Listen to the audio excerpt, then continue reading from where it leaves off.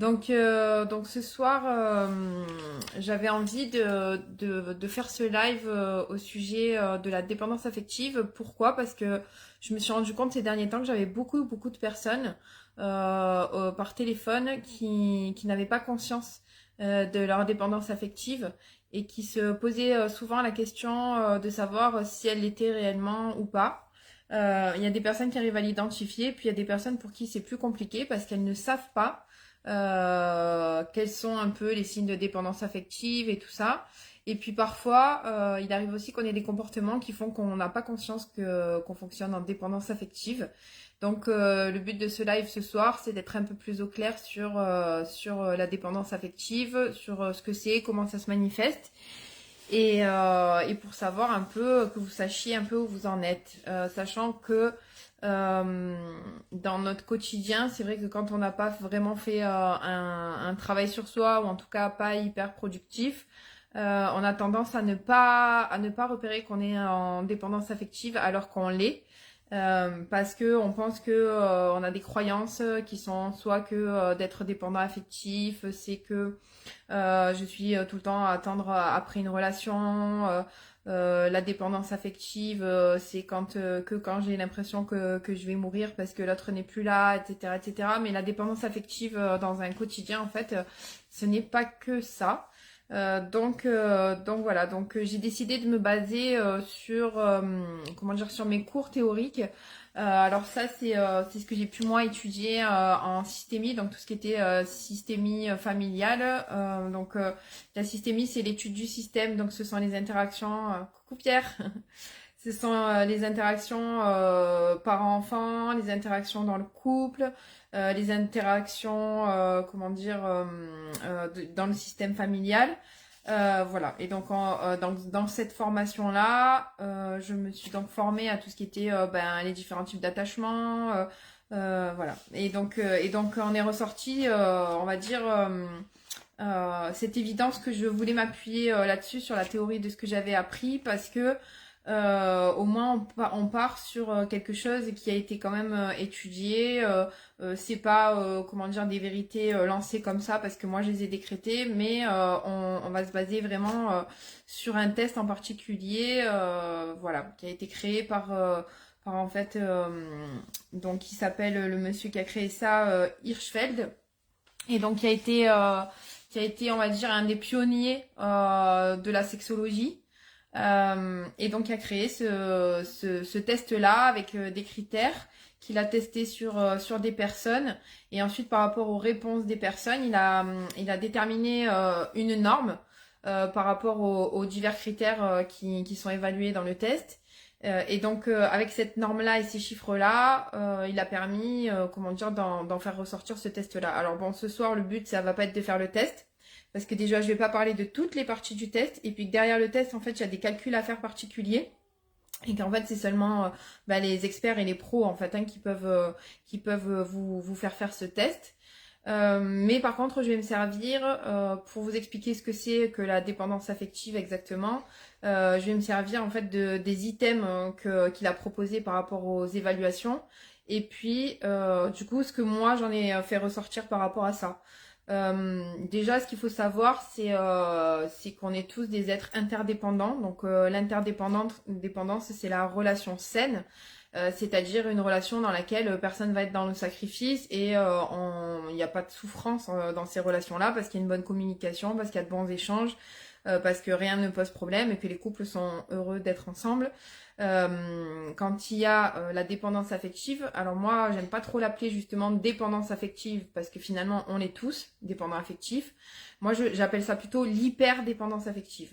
Et donc cette hyperdépendance affective, elle a des conséquences dans toutes nos relations. Alors ça arrive qu'il y ait des conséquences quasiment que dans nos relations sentimentales, hein. C'est pas forcément que ça s'étend nécessairement dans tous les domaines, et c'est un peu ça parfois qui est un peu piège dans la dépendance affective.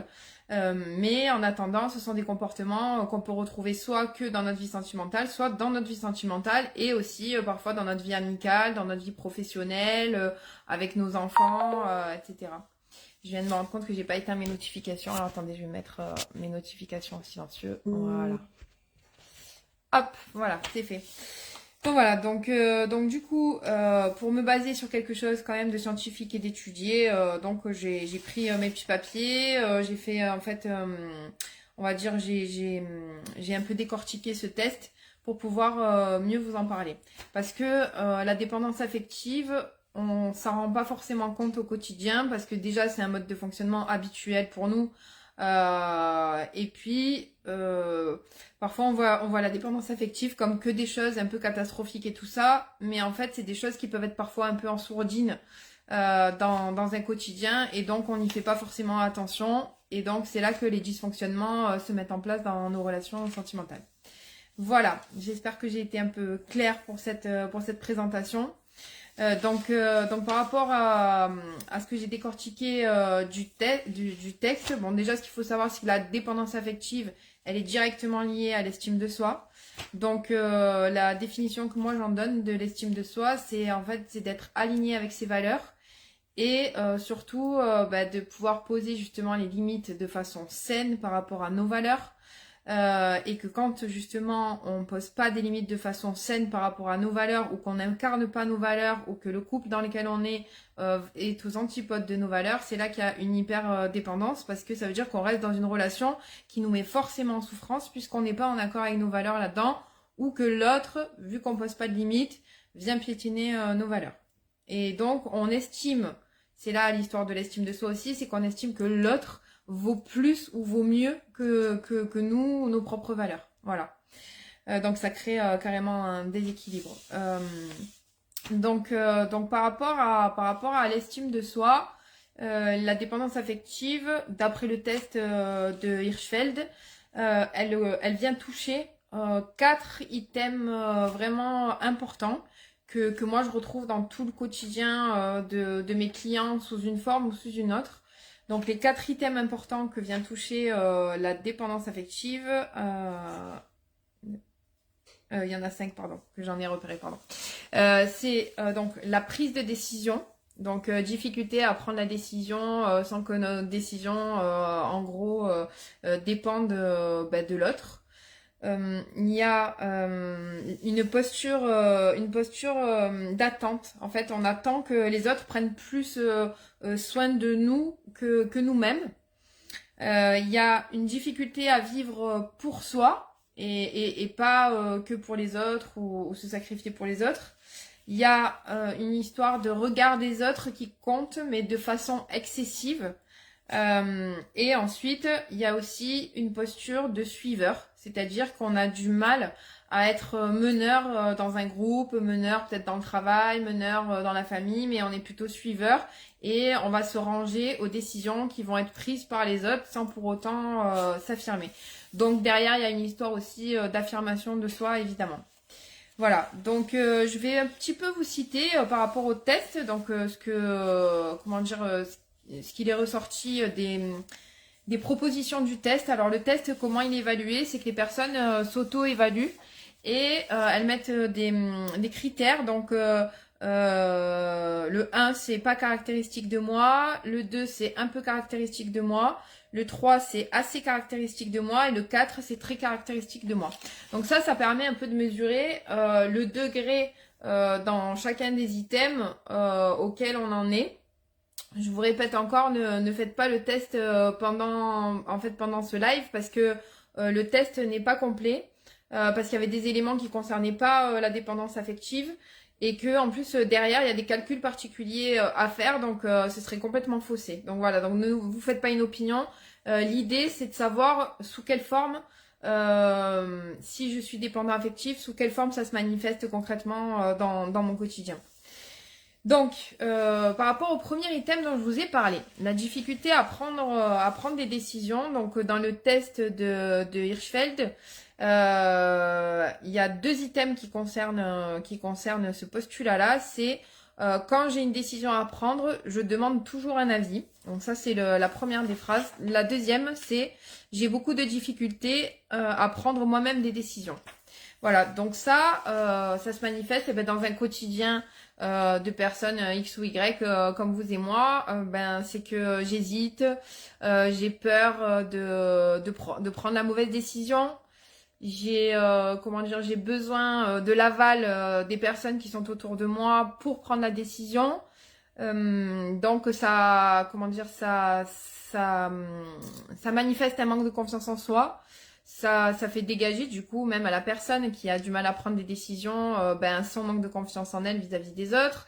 Ça peut impliquer pour le coup un peu des triangles de Cartman où il y a des personnes qui vont se mettre en mode sauveur vis-à-vis des personnes qui n'arrivent pas à prendre des décisions parce qu'elles vont, on va dire, imposer presque leur décision à la place de la personne qui doit la prendre, cette décision-là.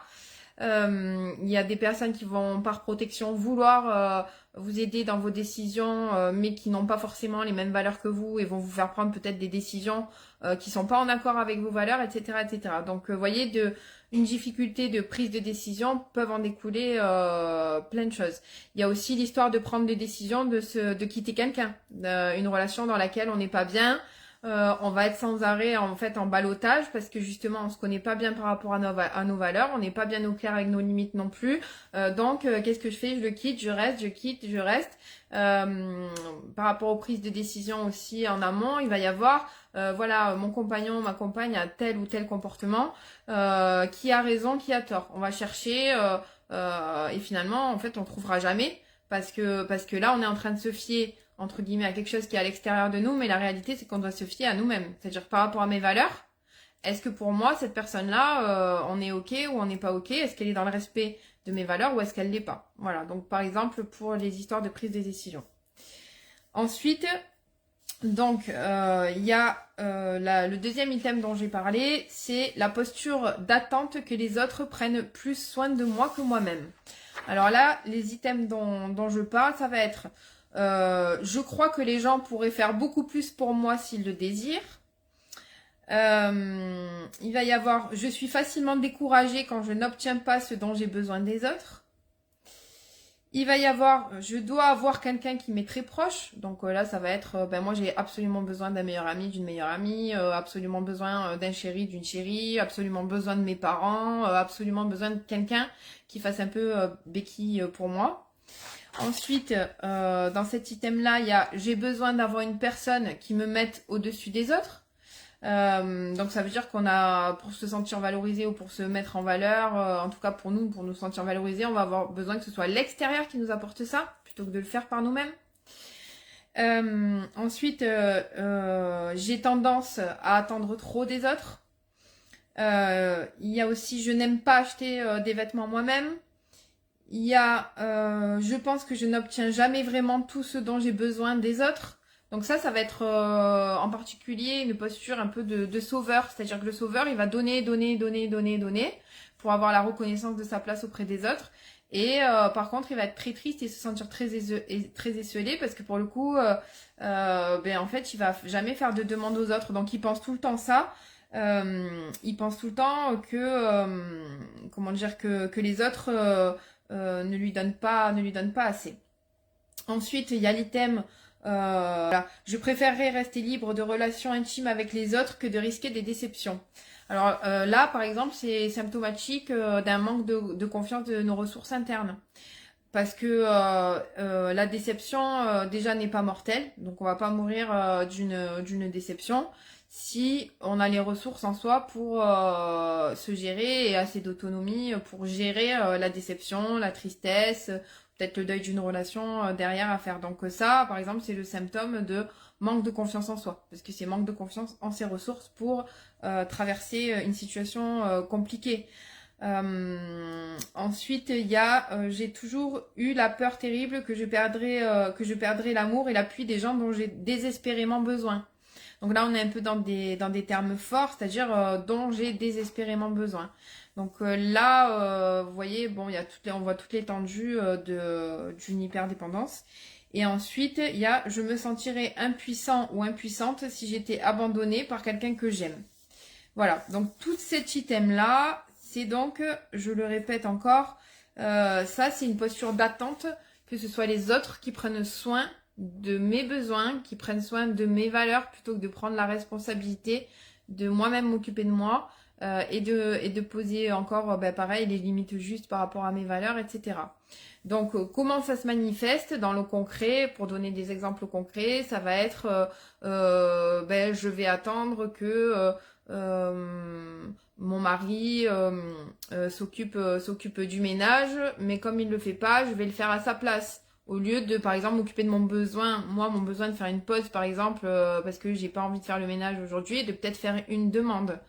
Ça va être ces personnes qui s'accrochent absolument à des personnes et qu'elles ont l'impression qu'elles vont mourir si la personne demain n'est plus dans leur vie. Un accrochement excessif parce que du coup c'est vraiment un manque d'autonomie. Par exemple, à une période, moi quand j'étais plus jeune, j'avais toujours besoin d'avoir quelqu'un qui fasse un peu mon binôme, quoi. Quelqu'un qui était présent ou présente avec moi. Bon, c'était plutôt des copines.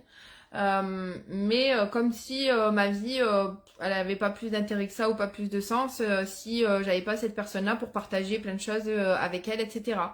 Mais en réalité, quand on est juste interdépendant, on va avoir des amis, bien sûr qu'on va nourrir nos relations, mais par contre, ça va pas être, comment dire, notre pilier absolu. Ça peut être aussi le cas des relations parents-enfants. Si par exemple, à l'excès, je ressens que vraiment mes parents ou ma mère ou mon père va m'aider à prendre mes décisions dans la vie, peut-être va être tout le temps à mon secours, par exemple financièrement.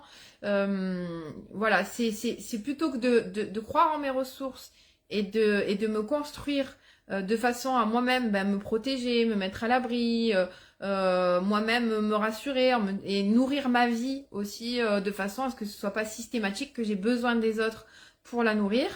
Voilà, à ce moment-là, comment dire, si je suis capable de faire tout ça, je sors de la dépendance aux autres et à ce moment-là, je peux que avoir des relations plus saines parce que pour le coup, pour pouvoir garder les autres, on va un peu porter des masques, le masque du faire plaisir, le masque de dire oui à des moments où on a envie de dire non, etc. Tandis que du coup, la relation authentique, elle est possible parce que je vais avoir assez de ressources à l'intérieur de moi pour me dire, bon, si demain, cette personne-là me tourne le dos parce qu'elle n'est pas d'accord avec moi ou parce qu'elle n'est pas contente parce que je vais pas venir ou participer à ce qu'elle propose ou parce que, en fait, tant pis, parce que je vais rester alignée avec moi-même. Et donc, dans cette idée d'hyper-dépendance aux autres, ça va être vraiment, je vais porter des masques pour ne surtout pas perdre les autres. Donc, il y a les histoires aussi de peur d'abandon, peur du rejet. C'est tout ça qu'on travaille aussi pour sortir de la dépendance affective. C'est que tant qu'on a ces peurs-là, qui proviennent de notre manque de confiance en nous, c'est-à-dire du manque de confiance en nos ressources, on peut pas s'autoriser à être soi-même. Parce que si on s'autorise à être soi-même, ça veut dire que comme on n'est pas des êtres indéfinis, on va devoir à des moments dire non. Et on va devoir à des moments dire non, je suis pas d'accord avec toi, ou là ça va au-delà de mes limites, etc. Et quand on n'est pas capable de le faire, ça c'est de la dépendance affective.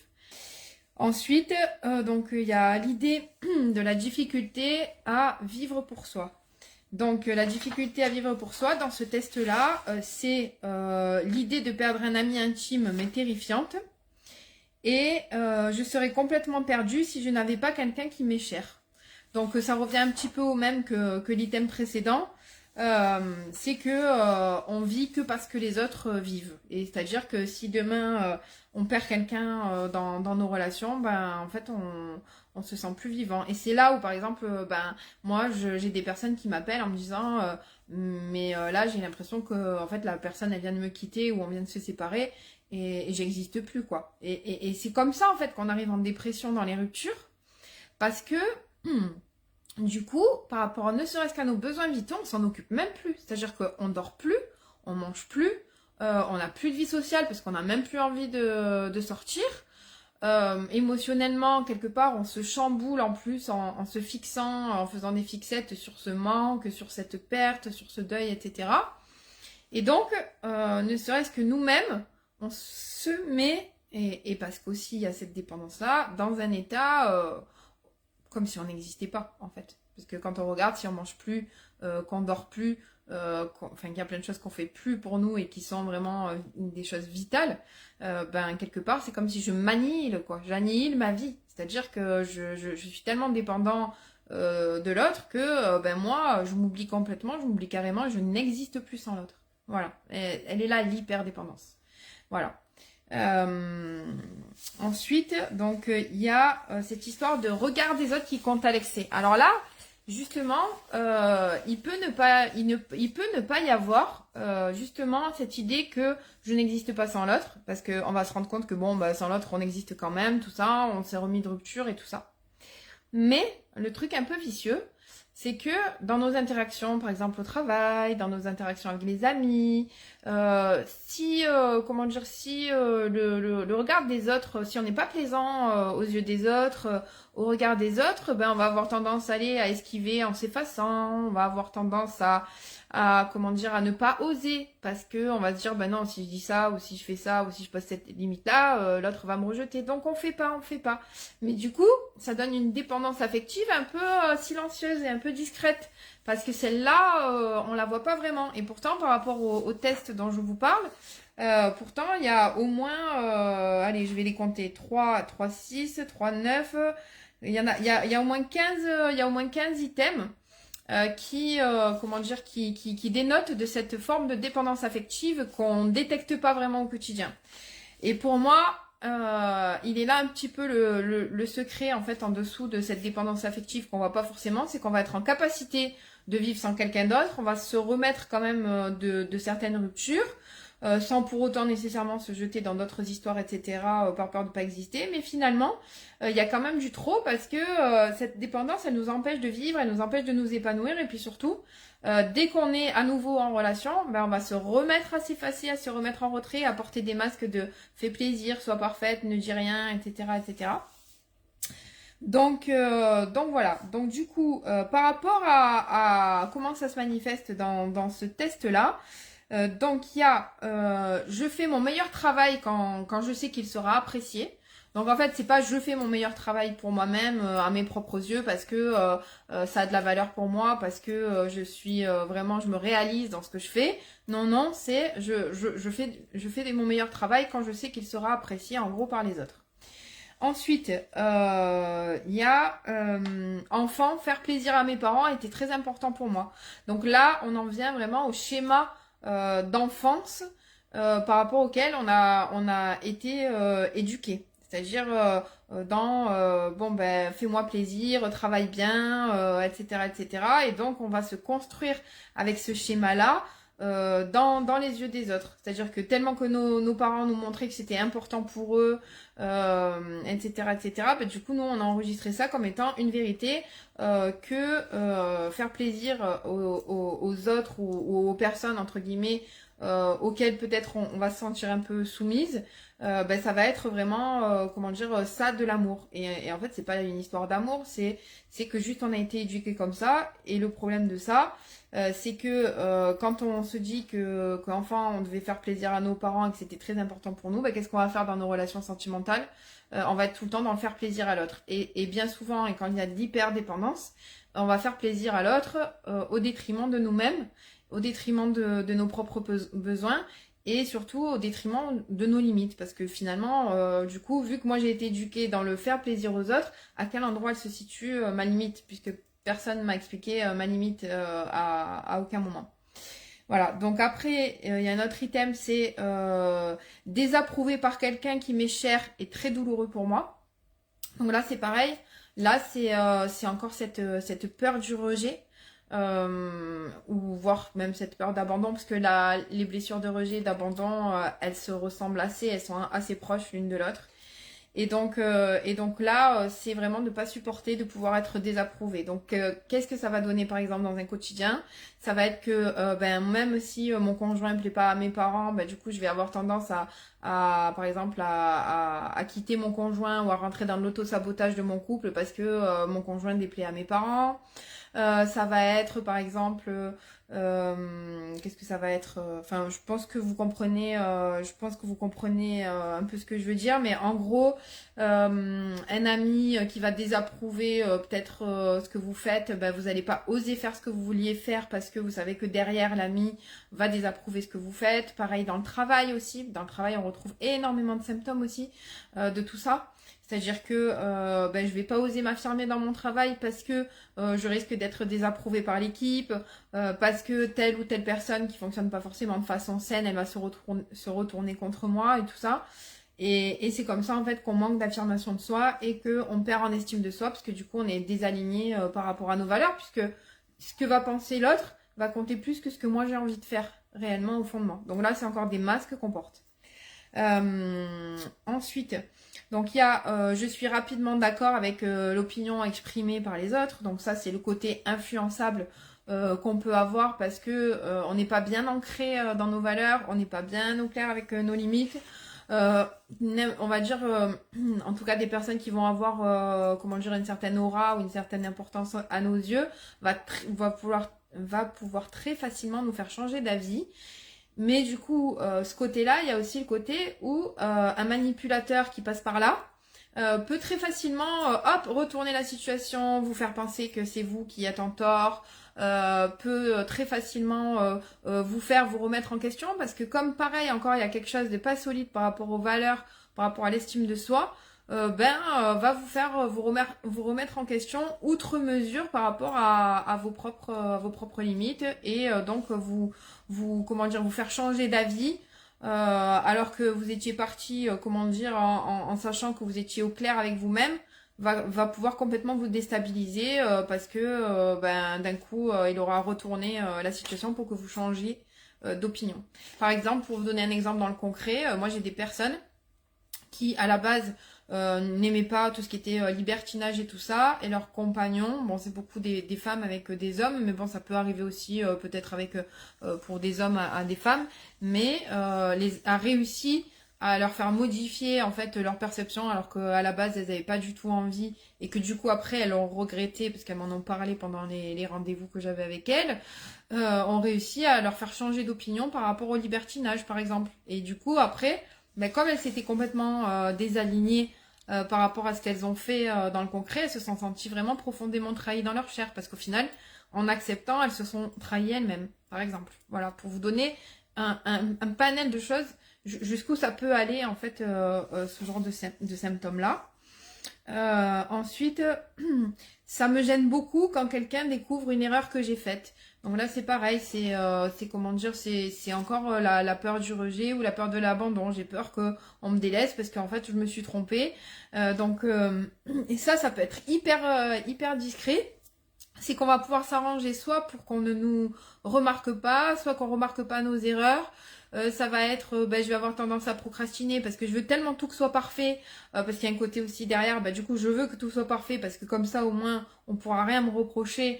Voilà, c'est une difficulté en fait à se dire, du coup oui je suis humaine ou humain et je peux faire des erreurs, et en fait c'est pas grave parce que le but de faire des erreurs dans la vie, c'est pouvoir aussi à la fois les rectifier, et si les personnes fonctionnent de façon saine à nos côtés, elles vont pas nous rejeter ou nous abandonner parce qu'on a commis une erreur. Voilà. Ensuite, il y a c'est difficile pour moi de demander à quelqu'un une faveur. Donc là, c'est encore pareil, c'est je ne m'autorise pas à exister. Je ne m'autorise pas à demander quelque chose à quelqu'un. Souvent c'est parce que j'ai un peu honte d'aller demander, c'est parce qu'on dit ça ne se fait pas, parce qu'il y a aussi beaucoup de croyances de la société qu'on a aussi qui entretiennent cette dépendance affective là. Ça ne se fait pas de demander une faveur et tout ça, sauf qu'en réalité, si on regarde qu'on demande une faveur à quelqu'un, au pire des cas, si la personne fonctionne de façon saine en face de nous, qu'est-ce qu'on perd? Au pire des cas, on prend un non, je suis désolée, c'est pas possible pour moi, ou non, ça va au-delà de ce que je peux te donner ou t'apporter. Bon, c'est tout. Donc, on se bloque quelque part, parfois, pour demander des choses, alors que finalement, il suffirait de faire la demande, au pire des cas, de prendre un non, et puis c'est tout. Ça va pas plus loin. Avec des personnes qui fonctionnent de façon saine, je le reprécise encore. Ensuite, il y a dans une discussion, je cède facilement. Donc là, on en revient encore aux opinions auxquelles on se colle, les opinions de l'autre en face, etc. Ensuite, il y a quand je vais à une réception, je m'attends à ce que les autres personnes m'apprécient. Donc là, pareil, hein, un peu les masques qu'on va porter pour paraître quelqu'un de bien, pour surtout pas qu'il n'y ait rien qui déborde, surtout pas faire de vagues, surtout pas trop me faire remarquer dans le mauvais sens du terme, etc. Il y a des personnes qui vont préférer carrément même s'effacer, hein, c'est les personnes un peu timides, un peu réservées, qui vont peut-être rester dans leur coin, parce qu'il vaut mieux que je me taise et que je reste dans mon coin plutôt que de prendre le risque d'être rejetée si je dis quelque chose de pas bien, ou etc. etc. Voilà, donc il y avait ça. Ensuite, donc il y a aussi... je ne suis jamais aussi heureux ou heureuse que quand les gens savent que j'ai fait du bon travail. Donc là, c'est pareil, c'est encore le regard des autres, mais c'est à quel moment je me pose la question de savoir si moi je suis satisfait ou satisfaite de mon travail et pourquoi est-ce qu'il n'y aurait pas que ça qui compte, en me disant, bon ben voilà, j'ai validé ce que j'avais à atteindre dans mon travail. Après, tant mieux si j'ai une forme de reconnaissance de la part des autres, mais d'abord les choses, je les fais pour moi-même et par moi-même. Ensuite, donc il y a un autre item qui est dans les situations sociales, j'ai tendance à être embarrassée. Bon ben là, je vous expliquais un petit peu ce côté où on va se mettre un petit peu en retrait, un petit peu mal à l'aise, parce qu'on sait jamais que si je fais un pas de travers ou si se passe quelque chose, si je me mets à tomber par terre ou ben voilà, on va se moquer, on va me juger, etc. Ça, je le travaille vraiment énormément avec mes clients parce que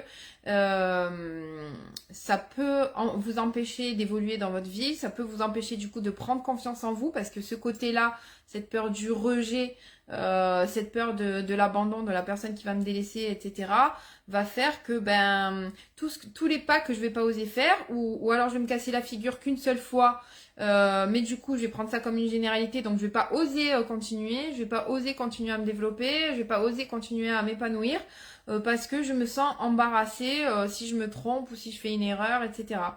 Il peut y avoir aussi dans un couple, par rapport aux disputes, vous allez vous planter sur un truc, faire un truc peut-être tordu ou quoi.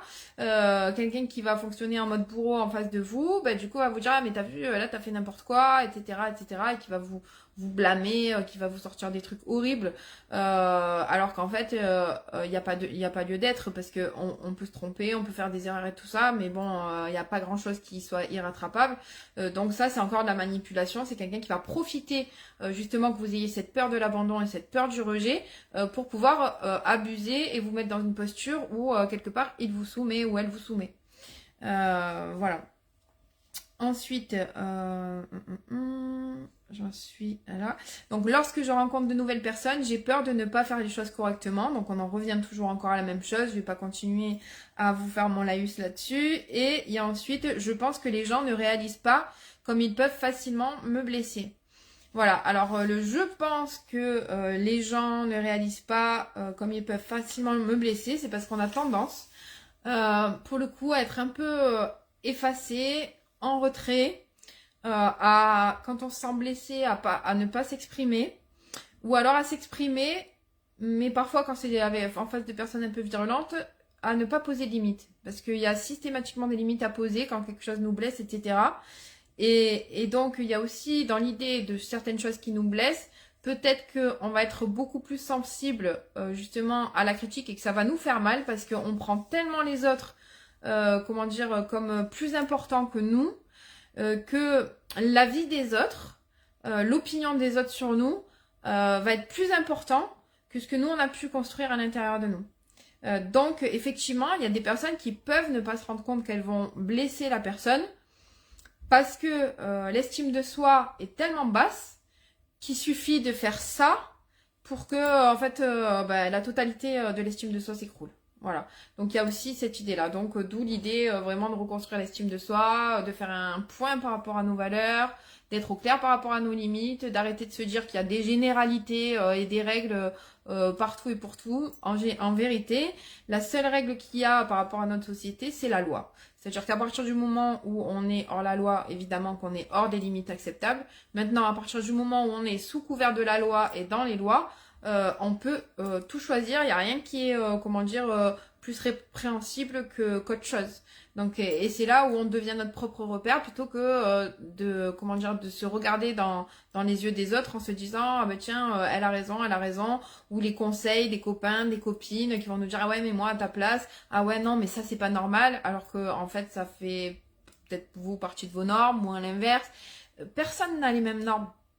C'est juste que on a des valeurs qui sont communes ou pas, des limites dans les valeurs à négocier ou pas, qu'il y a des personnes qui nous correspondent pour être en relation avec elles et d'autres personnes qui ne correspondent pas. Mais pour le coup, en fait, justement, c'est tout ça en fait qui a à gérer en se faisant accompagner, c'est de se solidifier dans qui on est, de réussir à s'affirmer dans qui on est de façon saine, sans non plus écraser les autres. Mais tant qu'on n'est pas assez solide, tout ce que je viens de vous expliquer, en fait, on dépend du regard des autres. Et puis c'est là, elle est là l'hyperdépendance, c'est que c'est systématique que les autres quelque part je leur donne le pouvoir et je laisse le pouvoir aux autres sur moi. Et ensuite, donc le dernier item dont j'avais envie de vous parler par rapport à la dépendance affective, c'est donc cette fameuse posture de suiveur. Parce que se mettre en avant déjà, c'est prendre le risque de se tromper, de faire une erreur, de prendre une mauvaise décision et tout ça, et donc c'est prendre le risque d'être rejeté ou d'être délaissé, abandonné. Donc on va préférer suivre les autres, comme ça s'il y en a un qui se casse la gueule, c'est pas nous. Comme ça, comme on n'est pas vraiment non plus au clair par rapport à nos valeurs, par rapport à nos limites, etc., si on n'est pas au clair par rapport à nos valeurs, c'est compliqué de pouvoir mener quelque chose, mener des projets, mener peut-être une famille, si on n'est pas vraiment au clair avec qui on est et quelles sont nos limites et qu'est-ce qui est le plus important pour nous dans notre vie par rapport à nos valeurs, etc., etc. Donc, dans ce test-là, donc les items qui correspondent à ça, c'est donc je préférerais être un disciple qu'un meneur. C'est je me sens mieux quand je sais que quelqu'un d'autre commande. Même si la plupart des gens se retournent contre même si la plupart des gens se retournent contre moi, je pourrais cependant continuer si quelqu'un que j'aime me soutient. Et il y a aussi, je n'ai pas ce qui est nécessaire pour être un bon meneur. Parce qu'il y a aussi cette histoire de confiance en soi, de confiance en nos ressources internes, pour se dire, bon, ben même si quelque chose ne se passe pas comme prévu, ben c'est pas grave parce que j'aurai quand même les solutions et je trouverai quand même quelque chose pour revenir à ce qui est nécessaire de faire pour mon objectif ou pour ce que je dois mener. Donc mener une équipe, devenir manager. Vous voyez, ça peut la dépendance affective, elle peut même vous priver quelque part de vous sentir légitime à évoluer dans des postes, de vous sentir légitime à changer de vie parce que votre travail, en fait, vous vous rendez compte qu'il vous correspond pas ou que c'est un travail qui a de la pénibilité et que vous sentez pas légitime à pouvoir oh là là, mais comment je vais faire? Ça veut dire qu'il faut que je reprenne mes études. Oh là là, mais comment je vais faire? Ça veut dire qu'il faut que je fasse des formations, mes machins. Mais si déjà, en fait, on est au clair avec nos valeurs, avec peut-être nos rêves, avec nos limites aussi, parce que ça permet les limites aussi de nous appuyer pour savoir qu'est-ce qu'on est capable de faire ou pas et quels sont les petits pas qu'on peut faire dans nos limites acceptables. Par exemple, se lancer dans un nouveau projet pro du jour au lendemain. Si dans mes limites à moi, j'ai besoin de me sentir sécurisée par un coussin financier, à combien j'estime que doit être ce coussin financier pour me sécuriser, etc., etc. Et c'est comme ça qu'on construit, si vous voulez, à nouveau une confiance en soi, une estime de soi et un épanouissement personnel. C'est que plutôt que de se dire ah ben non je fais pas et je procrastine par rapport à des grands projets que j'aimerais mener ou par rapport à un poste que je prise etc. Dont je me sens pas capable, c'est d'avoir assez de confiance en nos valeurs, assez de confiance en allez quelles sont les limites là dans lesquelles je me sens sécure moi pour réussir à m'autoriser à faire ce pas là, etc. Donc tout ça ça se construit. Et c'est vrai que quand on a des schémas, j'en ai parlé un petit peu par rapport aux items qui sont proposés dans ce test-là, mais quand on est habitué à fonctionner en fonction de schémas, oui, à un moment, on a besoin d'une personne extérieure qui va nous guider, qui va nous aider à nous autoriser, à nous sécuriser nous-mêmes pour pouvoir franchir en fait ces pas-là petit à petit, etc. Voilà, moi voilà, je vous ai un peu exposé ce dont j'avais envie de vous parler. En tout et pour tout, dans ce test, il y a 48 items. Je pense qu'on a parlé je vous ai parlé de la majorité des items. Et ça peut vous permettre de vous situer, mais j'espère que ça vous a aidé un petit peu à voir tous les endroits où, si vous voulez, la dépendance affective, elle peut passer un peu inaperçue, alors qu'en fait, elle est réelle et qu'elle est à travailler. Voilà. Voilà, je voulais savoir si vous avez des questions, si ça vous parle ou pas. Voilà, déjà ces deux questions-là. Du coup, moi, je vais faire comme je fais traditionnellement, c'est-à-dire que je vais boire mon verre d'eau. J'attends donc vos questions dans le chat.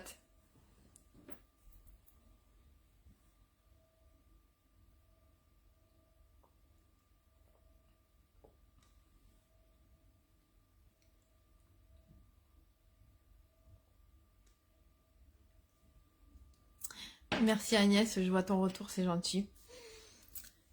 Et oui, ben, c'est basé vraiment sur la théorie de mes cours de systémie. J'ai trouvé ça ouais, hyper intéressant. D'ailleurs, ça m'est arrivé de faire passer quelques tests à certaines personnes. Et c'est vrai que c'est vraiment très parlant.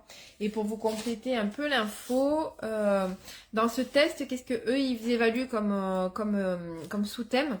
Ils évaluent en fait donc la dépendance psychologique vis-à-vis d'autrui. Le deuxième, c'est le manque de confiance en soi sur le plan social. Et la troisième sous-échelle, c'est l'affirmation d'autonomie. Alors les deux premiers, on va dire, c'est un peu le côté négatif de la chose, c'est-à-dire bah, tous les endroits où je vais manquer de confiance en moi, où je vais manquer d'estime de moi, etc.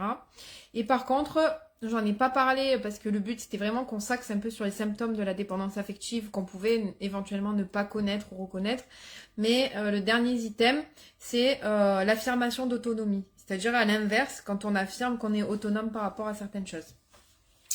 Voilà, donc après, là-dessous, alors, Pierre qui pose une question, la dépendance affective peut se révéler ou pas selon le partenaire rencontré. Alors, oui, je pense que, en fait, c'est pas tant qu'elle peut se révéler ou pas selon le partenaire rencontré, c'est que tu as des partenaires qui vont plus te faire ressentir ta dépendance affective que d'autres. En gros, là où tu vas ressentir plus la dépendance affective, c'est souvent avec des partenaires qui fonctionnent pas de façon saine vis-à-vis de toi. C'est logique en fait, parce que et ceux qui vont fonctionner de façon plutôt saine, tu vas beaucoup moins la ressentir. Et c'est ce qui peut d'ailleurs donner l'impression que t'es pas dépendant affectif.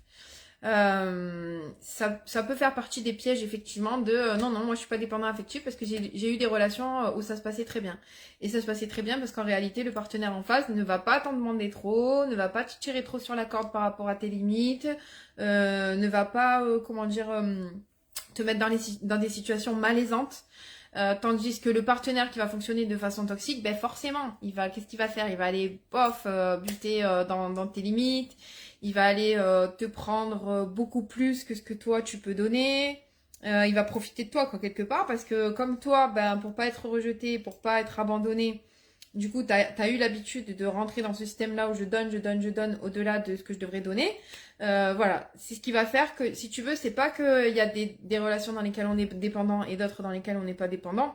C'est qu'il y a des relations qui vont te faire ressortir, on va dire, même des fois le plus mauvais de nous, quoi. C'est-à-dire qu'ils vont nous pousser dans de tels retranchements parce que en fait le phénomène de la dépendance affective, c'est je vais accepter, je vais comment dire largement dépasser mes limites, je vais jamais écouter mon état émotionnel, c'est-à-dire qu'est-ce que ça me fait en fait, frustré, agacé, tout ça, on connaît pas. Ou alors on va s'exprimer par rapport à notre émotion, mais on trouve jamais de compromis, on pose jamais de limite. Donc du coup, qu'est-ce qu'on fait? On continue. C'est ce qui fait qu'à un moment, les manipulateurs aussi peuvent retourner la situation en disant mais t'as vu comme tu t'énerves, t'as vu dans quel état tu te mets, mais t'es fou, mais t'es folle. Alors qu'en réalité, c'est parce que la personne, qu'est-ce qu'elle a fait? Elle a tiré sur la corde. Et c'est en ça que c'est compliqué la dépendance affective pour avoir des relations saines. C'est que comme en fait on dépend du regard de l'autre, eh ben, en gros, si je m'affirme, j'ai peur que l'autre m'abandonne. Si je me mets à être moi-même, eh ben, j'ai peur que l'autre me rejette ou m'abandonne. Si je me mets à m'affirmer, ben, j'ai peur que l'autre m'abandonne. En gros, on a tout le temps peur d'être abandonné. Donc du coup, ben, pour le coup, ça donne un phénomène où ben, on sait même pas si on a une relation saine ou pas. Tu vois, il y a des personnes qui arrivent même pas à savoir en fait si leur relation elle est saine ou pas parce qu'elles se connaissent tellement pas dans leurs limites et dans leurs valeurs que du coup c'est est-ce que là c'est moi qui suis trop, est-ce que là c'est l'autre qui est trop, qui a tort, qui a raison. Ça c'est le truc classique, hein, on cherche à avoir tort ou raison alors qu'en vérité c'est pas du tout une histoire d'avoir tort ou raison, c'est une histoire de respect. Est-ce que l'autre me respecte, est-ce que l'autre me respecte pas par rapport à mes valeurs, s'il me respecte pas, comment je m'affirme par rapport à l'autre, etc., etc., etc. en fait. Donc oui, tout à fait. En fait, c'est pas tant que elle se révèle ou pas, c'est plutôt que comment l'autre te tire sur la corde ou pas par rapport à comment il va abuser et profiter de la situation et de notre dépendance pour bah, par intérêt ou par fonctionnement et mécanisme aussi lui-même, hein, puisqu'il n'y a pas que des manipulateurs qui peuvent tirer sur la corde aussi. Il y a des personnes qui sont inconscientes de leur mécanisme de fonctionnement, voilà, qui sont pas forcément dans la malveillance ou dans le que l'intérêt de moi, mais des fois il y a des personnes en face de vous qui vont tellement avoir peur d'être abandonnées et tout, qu'elles vont vous faire tirer sur la corde par rapport à vos valeurs, vos limites et tout ça. Donne-moi, donne-moi, donne-moi. Parce que moi, j'ai besoin de remplir mon puits sans fond aussi. Et c'est pas forcément qu'elle va chercher à vous manipuler ou à vous faire du mal, mais c'est simplement que pour remplir leur puits sans fond, ben, en fait, sans arrêt, elles vous prennent. Et à un moment, ça arrive à bam. Parce que ben moi j'en peux plus de te donner et parce que ben tu me donnes toujours pas assez, de toute façon t'es jamais voilà. Je sais pas si vous comprenez un peu les mécanismes, mais c'était une super question, j'ai trouvé, Pierre. Voilà. Est-ce que vous avez d'autres questions du coup à poser ou d'autres choses à partager? J'ai pas l'impression qu'il y ait beaucoup de questions, mais voilà. En tout cas, ce qui va passer un peu en sous-marin par rapport à la dépendance affective, ça va être ce côté un peu j'ose pas m'affirmer, ce côté un peu j'ai des rêves, mais ces rêves-là, je les garde pour moi, j'ose pas les mettre dans la matière parce que bon, si je me plante, que je me trompe et tout, les gens ils vont se moquer, les gens ils vont me juger, les gens machin. Donc ben, par rapport au regard des gens, mais même des fois les gens c'est pas des gens X ou Y, hein. Des fois les gens c'est notre famille, c'est nos amis, c'est notre conjoint. C'est que en fait on est dans la dépendance au regard des autres. Ah ben je vais passer pour une mauvaise maman si je fais ça, si je m'autorise à m'occuper de moi plutôt que de m'occuper de mon enfant à ce moment-là, ben je suis pas une bonne maman. Si je fais pas un gâteau pour faire plaisir à l'école, qu'est-ce qu'ils vont penser, que vont penser les gens. Voilà, il y a aussi le quand dira-t-on. Voilà, tous ces principes de vie là, et ben ça, tout ça, derrière ça, il y a de la dépendance affective. Parce que je suis trop dépendante du regard des autres, en fait. C'est que je vis ma vie en fonction des autres, du regard des autres, de ce que vont penser les autres. Et à un moment, moi, ben, j'existe pas. Et c'est piège parce que au plus je vais me rendre dépendante du regard des autres, et au plus je vais me justifier que j'ai trop raison de penser comme ça. Parce que ben moi en gros je m'effondre si je n'existe pas aux yeux des autres quoi. Alors que si j'apprends à me construire avec mes valeurs, mes besoins, mes limites, etc., que je suis comme je suis et que parce qu'en plus les personnes qui vont vous faire fonctionner comme ça et accepter que vous fonctionnez que comme ça, c'est que des personnes qui fonctionnent pas de façon saine. C'est-à-dire que du coup je me prive en ayant ce comportement là de pas faire ce travail là, je me prive du coup des gens qui vont fonctionner de façon saine, qui eux vont dire ah ouais ok ta limite c'est ça, ah ok c'est vrai je suis désolée excuse-moi je suis arrivée en retard machin, voilà, eux ils vont fonctionner de façon saine. Mais du coup on fait que se confirmer en restant là-dedans que ben, j'ai trop raison de penser comme ça et de faire en fonction des autres parce que le résultat c'est ça, c'est que j'ai essayé de m'affirmer une fois, je me suis fait jeter, j'ai essayé de... Mais du coup on s'entoure que de personnes qui ne sont pas, ou pas que mais presque que, de personnes qui sont pas en capacité de nous accepter comme on est, de nous aimer comme on est. Donc on porte des masques sans arrêt, des masques, et voilà. Et puis dans l'accompagnement, bah du coup, qu'est-ce qu'on fait? On enlève les pelures d'oignon, on enlève les pelures d'oignon. Ah, ok, à quel endroit tu portes un masque, à quel endroit, là, tu vois, t'as une émotion, t'es agacé, t'es énervé, machin, comment ça se fait que tu dis rien? Voilà. Donc voilà un peu tout le travail derrière ça pour avoir des relations saines. Et c'est vrai que quand on fonctionne en relation toxique, hein, c'est en ça que c'est très lié la dépendance affective et les relations toxiques et même directement liées. Parce que si on réfléchit bien, on n'a pas de relation toxique à partir du moment où on est nous-mêmes, puisqu'on va pas se laisser souffrir dans une relation qui n'a rien à faire avec nous. Donc voilà, tout simplement. C'est pour ça que c'est étroitement lié, en fait, cette dépendance affective et la toxicité d'une relation. Et peu importe, on s'en fout, que ce soit manipulateur, que ce soit pervers narcissique, ou même ne serait-ce que des personnes qui fonctionnent de façon saine, mais qui vont, communiquer en manipulant les autres, on s'en fout, en fait, de qui on est en face de nous. C'est vous, je suis quoi? Moi, je suis en souffrance, je suis bien dans cette relation, je suis pas bien. Non, je suis pas bien. Donc après, ce qui va déterminer quelqu'un qui va fonctionner de façon saine ou toxique, ça va être vous. Quand vous allez commencer à poser vos limites et tout ça, si l'autre respecte pas vos limites et n'en a rien à faire, là, vous êtes en face de quelqu'un qui fonctionne de façon toxique. Maintenant, vous remettez à avoir une bonne estime de vous, être plus juste pour vous, vous enlevez vos masques, etc. La personne qui va fonctionner de façon saine, elle va vous respecter par rapport à vos besoins, vos valeurs, vos limites et tout ça. Tout simplement. Pourquoi? Parce qu'elle vous aime, parce qu'elle tient à vous, parce qu'elle tient à la relation. J'espère que ça vous donne un peu des explications, que ça vous permet un peu de comprendre vraiment ce lien entre l'hyperdépendance et les relations toxiques qu'on peut avoir, dans notre vie. En tout cas, je vois que du coup, il y a Agnès aussi qui a réagi, qui dit c'est tellement vrai. Et merci Pierre aussi pour ton commentaire. Oui, super explication, merci. Est-ce que vous avez d'autres questions auxquelles vous voulez que je réponde ou peut-être des interrogations par rapport à des comportements? Est-ce que c'est de la dépendance? Est-ce que c'est pas de la dépendance? Des situations particulières, voilà, auxquelles je pourrais éventuellement vous répondre si jamais vous voulez. Voilà, bon, je vois pas de commentaires moi de mon côté. J'espère qu'il n'y en a pas d'autres. Bon, voilà, c'est ce qui donne un peu ces relations. Parfois, même avec nos parents, hein, nos propres parents, on peut avoir des relations toxiques parce que on va leur porter ou porter à leur avis une trop grande importance par rapport à qui on est nous, nos valeurs nous, nos limites nous, etc., etc. Hein. En fait, on peut avoir, et avec les enfants aussi, avec les enfants quand ils grandissent, on peut avoir ça aussi.